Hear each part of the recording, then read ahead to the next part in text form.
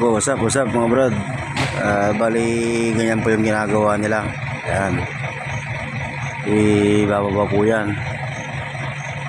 Yung palitan yan mga brad, ibababa. Ayan. Yan ikakarga yung manok mga brad. Yung palitan na yan. Yan. Yung pula na yan.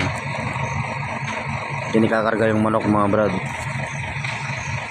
Pero yan, kakamadayan muna yan para ano, may pagtungtungan ng tao para magkarga sa taas.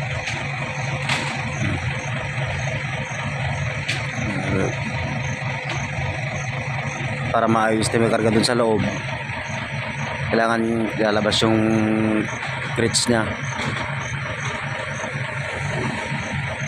Ayan mga brad, pinaiayos yan mga brad, karga na naman